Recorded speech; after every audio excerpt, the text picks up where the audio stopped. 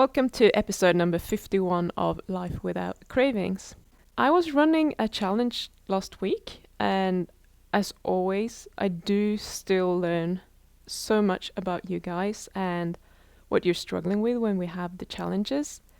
And there is a specific aspect that I haven't really included in the challenges previous to now, and one that I want to share with you all because I think this is so important, and it's so important that you can embrace this concept and start thinking about it when you want to change the way that you behave around food and your relationship with food. So I'm specifically talking about the mindset part. So first of all, I want to just clarify, I guess, what mindset is and why it matters so much. We use this word mindset a lot. So when we're talking about mindset, what we're talking about is a person's established set of beliefs and attitudes and assumptions that will literally shape their perception of the world and therefore also their behavior as it comes to behaving in the world. It's basically how you interpret and respond to everything that is happening in your life.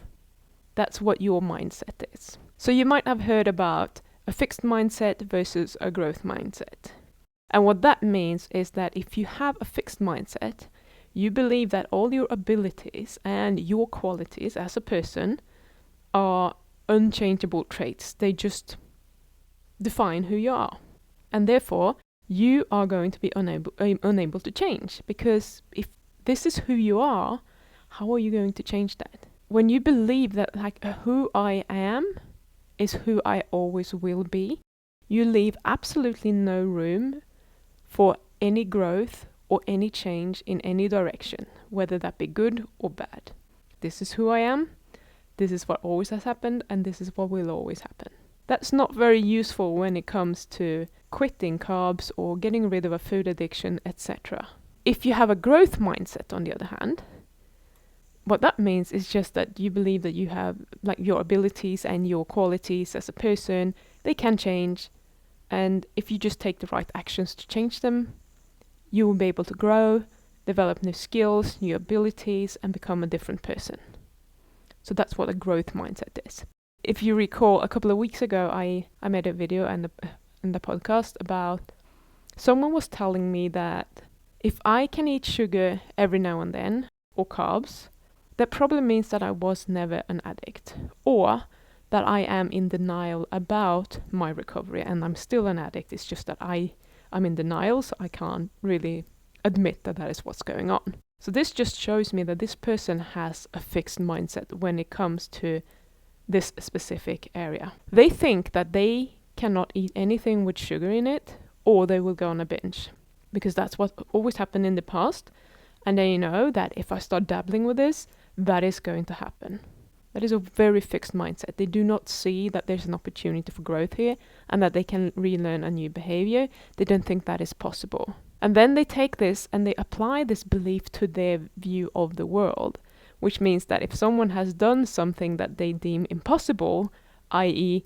gotten rid of their sugar addiction, which is what I claim that I have done, they need to find a way to justify this occurrence in a way that fits into their model of the world. Hence, I'm either in denial or I never was an addict. Those are the only explanations that this person could come up with that would explain how I can eat sugar every now and then without feeling like I'm addicted to it. Because if what I say is true, that would mean that they are in some way inferior or inadequate or just not good enough in some way, because they haven't been able to do it.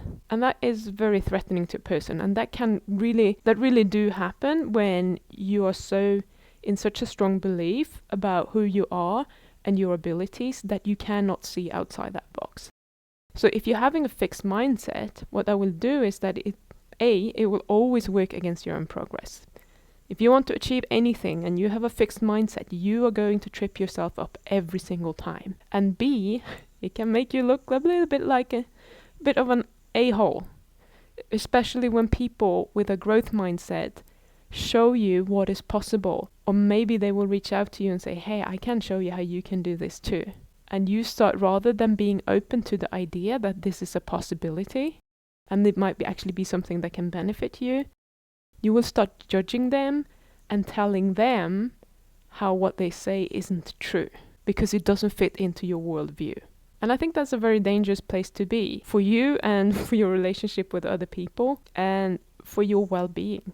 And that's what I think is the most important thing, is that you feel good about what you're doing, how you live your life, and who you are being in this world. So having a growth mindset is pretty much essential if you want to overcome a food addiction. If you believe that it can change, then you will be willing to try things. And you will be willing to continue trying things until it works, because you know that it can work.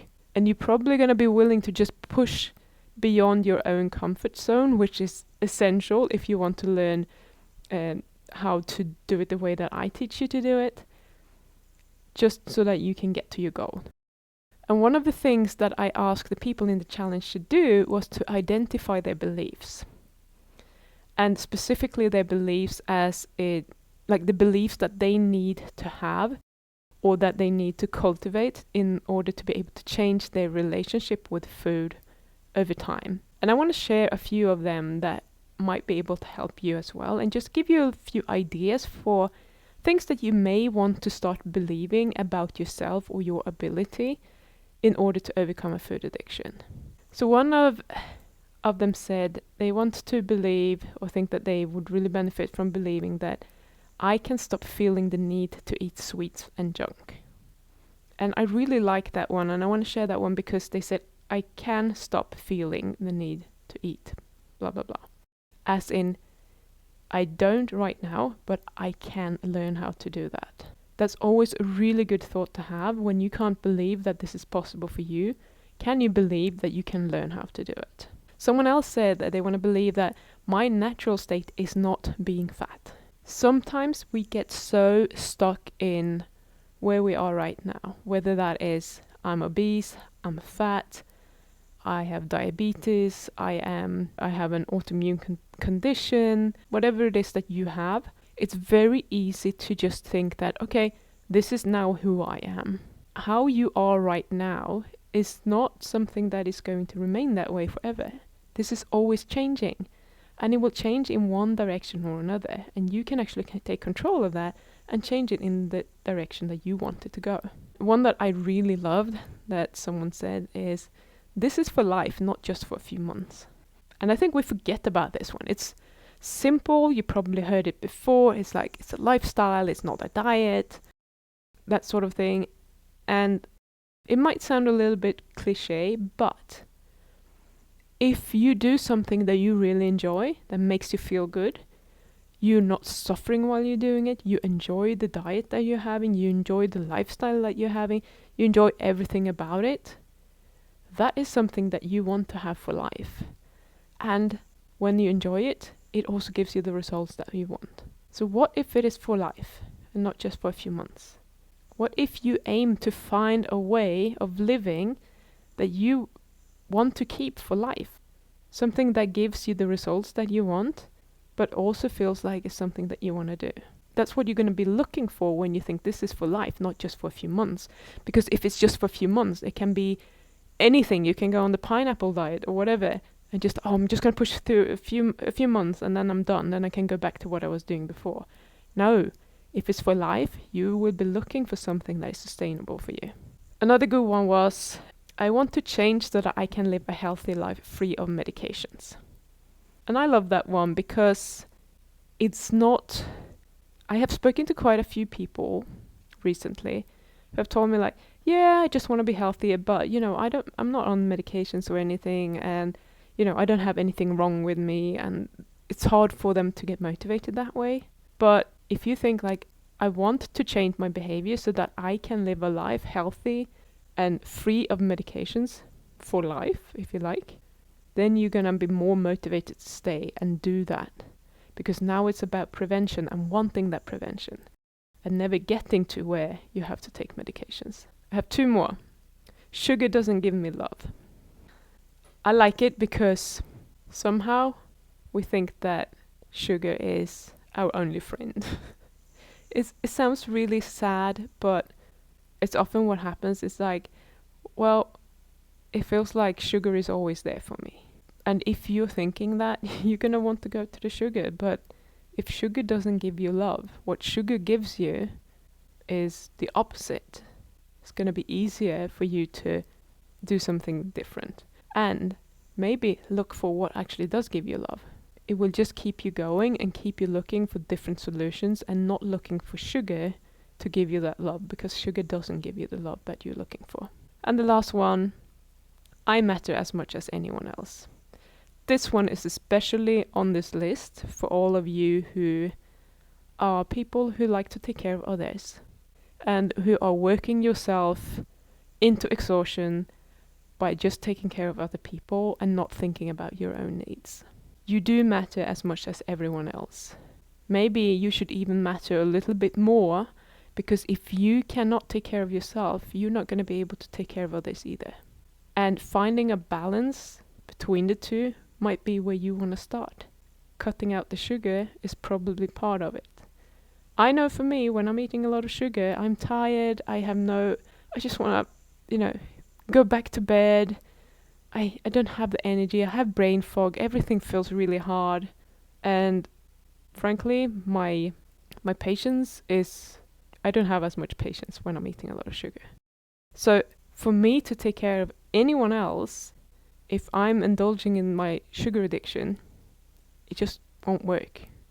I'm pretty sure my partner, my dogs, everyone in my surroundings, they are a lot happier when I'm not being a sugar addict.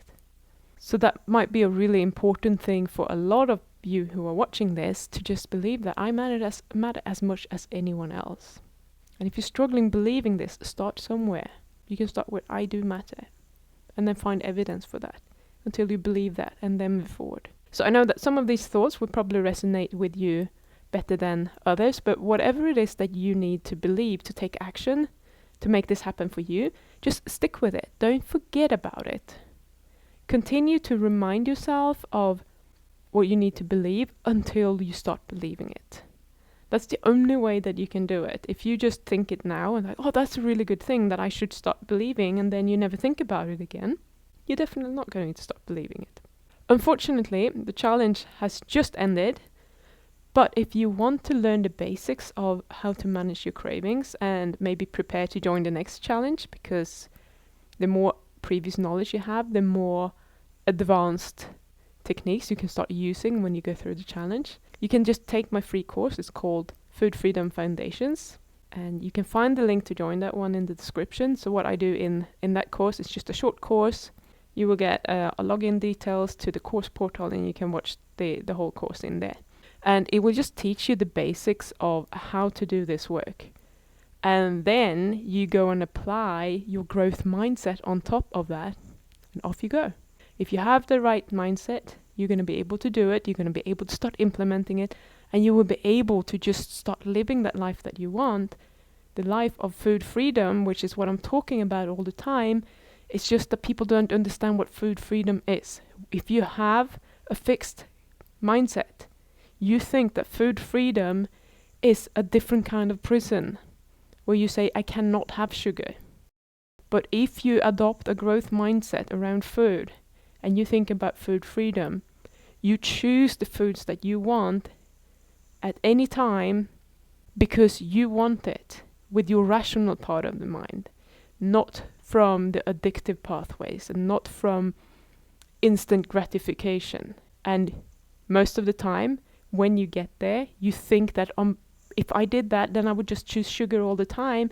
But it's the opposite, because now you have freedom to choose, and you're not scared of missing out, because you know that you can have sugar at any point. You don't need it today. And then you're just going to choose what's best for you.